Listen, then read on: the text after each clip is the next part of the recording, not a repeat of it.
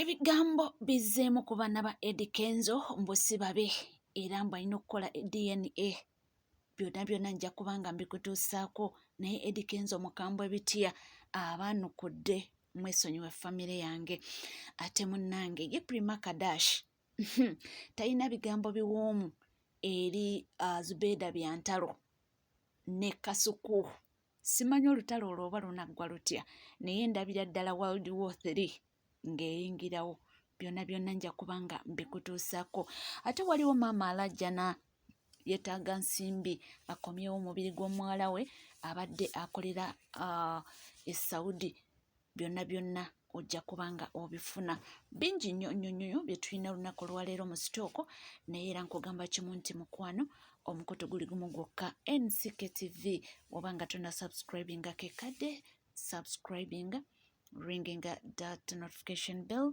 sharinga likinga ebisikadde nja kubanga nkomawo nabyo.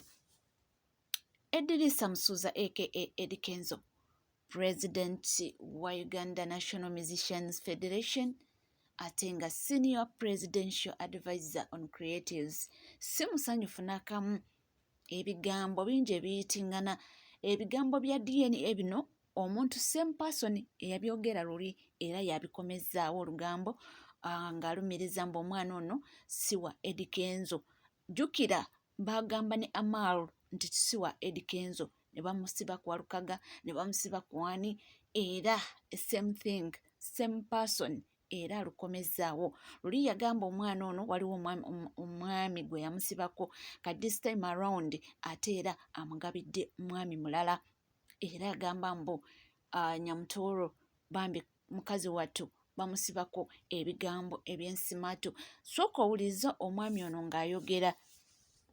Baganda bange leero nzize okuwolereza ku Minisita Nyamutooro. Waliwo entalo eziriwo between Balamu ne Minisita Nyamutooro. Balamu omanyi yakwatamu ku Nyamutooro. Okitegeera. Kati Balamu agamba naye nti omwana buki we. Okitegeera. Ne Balamu ku history gye mmanyi. Abitex naliyo kubanga twagendanga mu kifo kyekimu. Abitex nakwatamu Balamu mani power azaala omwana. Tokyamulina. Abitex ye yakwatamu ekyo kyo I can witness on that. So omwana wa Nyamutooro sisuubira nti wo. Omwana wa Nyamutooro according to my source abasajja babiri ono Kabando wa PRU omanyi yali originally boyfriend wa Nyamutooro. Ne Muhoozi Kanyerugaba waliwo n'omuvubuka akola mu parliament. Those three kwe kuli taata w'omwana. By the way Kenzo yo mwana si wo. Kenzo mwana si wo. Tabeerangako wo. Oli Nyamutooro tumumanyi. Okitegeera gwe guma bugumi waka yoza bintu naye tugamba nti oyina amaka omukyala omuzaalamu omwana si wo tabangako wo. Naye Balamu leero leka mpolezeeko Minisita Nyamutooro omwana oyo si wo Balamu. Kubanga gwe mmanyi mani power zu Abitex ye yakwatamu. Ne Abitex lwaki tosumulula Balamu musajja wattu n'azaala omwana. Omwami oyo ndowooza omuwulidde tayogerangayokko kigambo ekirungi eri Eddie Kenzo oba ku Nyamutooro oba ku baana ba Eddie Kenzo tekibangayo. Waba tazze na kino aleeta kiri. Balamu gwayogerako y'omu ku bantu be nalabye ku pate ng'aze kucelebratinga Eddie Kenzo kubanga yaweereddwa obwa Senior Presidential Advisor. Balamu gwayogerako y'omuntu ababadde batambula ne Honorable Fiona Nyamutooro nga tebanabana kubanga babadde obwa minisita nga bali ku bintu ebyo bya PRU. Yes. Kati essaawa ya kakati gwavuddeyo okubanga ate ateekako ekibooziboozi mbu simanyi ye taata w'omwana. Nkugambye ye same person yayogeranga nti Amal mbu mwana wa Walukaga. Obitegeera. Naye Eddie Kenzo abagamba nti mukole buli kimu. Mumuvumye, mumwogeddeko buli kimu, mumulisiza ebisiyaga nti muvume ye, mwogere ku ye buli kasasiro naye famire ye mugireke naddala abaana be. Nti mubagjeemu mu bintu ebyo. Ye asobola okigumira ne mumukuba left right naye nti abaana be bali innocent. Mubajje mu bintu eby'ekisiru. Mubijje mu bintu eby'ekisiru. Ffenna tukimanyi nti buno baana bano babe Amal mwana wa Rema ne Eddie Kenzo. Kino ekibebi tukimanyi bulungi nti kibebi kya Eddie Kenzo ne Fiona Nyamutoolo. Omwana gwe siwulirangako gwe batatera kusimbamu oba kugombamu obwala ye Maya simuwulirangako nga bavuddeyo. Naye bano olwakuba oba bamaama baabwe ba celebrities, the public figures, kyeva olaba abantu bavayo n'agagambo nga baagala ndowooza kulumya Eddie Kenzo bamwogereko kino bamukuba left right, naye yagamba ebyo yabimanyiira nti mumuvume ye nga ye Eddie Kenzo naye famire ye mujesonyiwe. Nga tuvuddeko eyo munnange Prima Kadash ngamba ono yaliko mukyala Josted era yaliko mukyala Mr. Henry. Luno olutalo lwatinkudde simanyi oba lunaggwa lutya. Alugulidde ku pata ali ku Zubeda oyo omukyala gwe twogera ku Shamim Mayanja wamu ne Kasuku. Talina bigambo biwoomu byabongeddeko bibino. Fame no mkazi Zubeda, because we don't know where that woman came from. Out of nowhere she came, and she's famous. People like her because she's decent.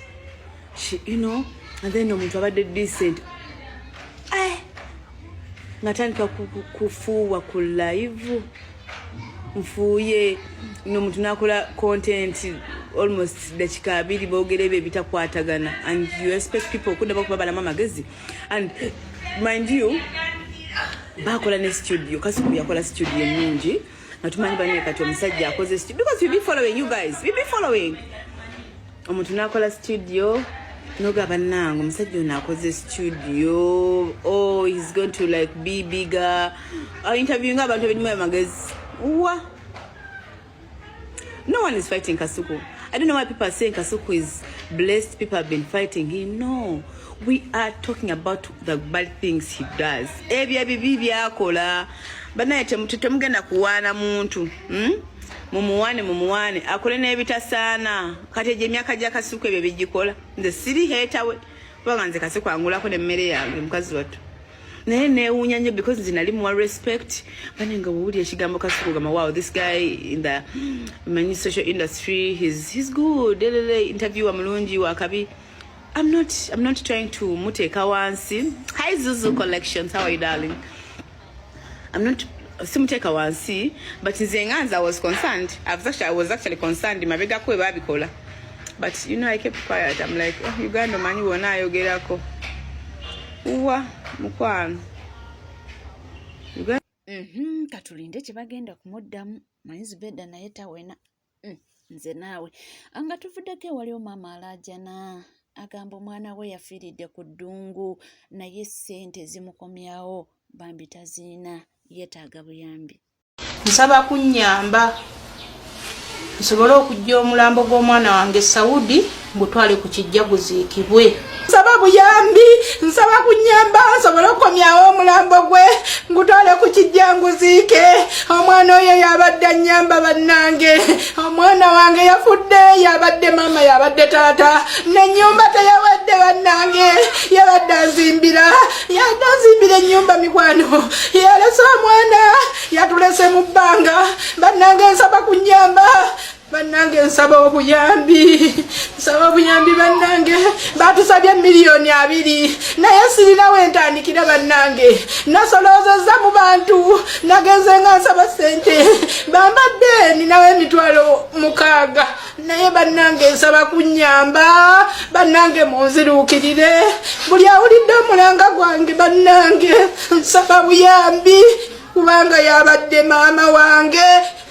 Abaana abo babadde bamulekwaze mbakuzizza mukubonaabona okwekitalo ennyo. Omwana wadde atandise okunnyamba naye omwana yanfuddeko bannange nsaba kunnyamba munziruukirire.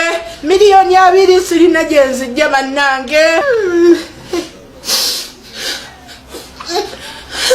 Mama Mama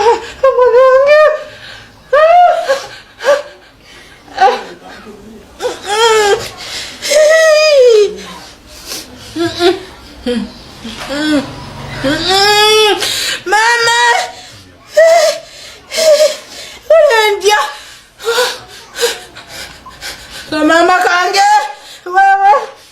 Udi mama nabbanja nkuba omulanga bannange nsaba onnyambe mama nsaba onzirukirire nzijja omulanga yabe mama Fina munnange mama waggwanga nsaba kunzirukirira nsaba kunnyamba muntaase bannange njijja omulambo gw'omwana wange Saudi ngukomyewo nguziike sirina buyambi bannange nkuba mulanga kitalo nnyo era kitalo ddala katusabira omwoyo gw'omugenzi nti mukama gw'ekyumula ekirungi ate tusabe nnyo agumye maama akaseera kazibu mwali assaako n'okubanga atema amakubo ensimbi zisobola okuba nga zifunika ezinajjayo omubiri gw'omuwala we nga tuvuddeyo eyo munnange ate Tamale Mirundi Junior ali luno yagambye mbu taata we yaleka ekiragiro ekikakali eri Eddie Kenzo ne Fiona Nyamutoolo kiragiro kyekyo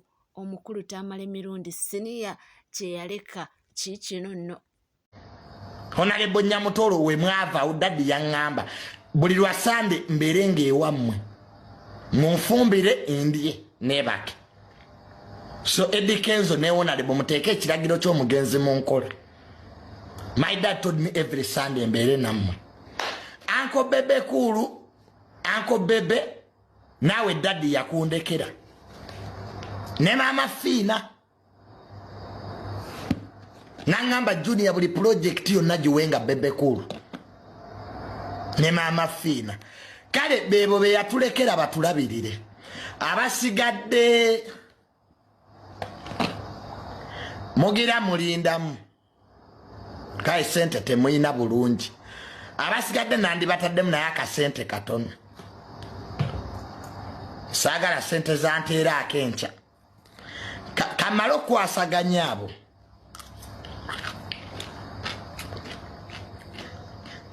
oyo ye Planned mulekwa abagambye ebyabadde ayina obbagamba naye ndowooza munzikize mbe nga mberekereza tujja kubanga tukoma mu maaso n'amawulire mangi nnyo temuvaawo.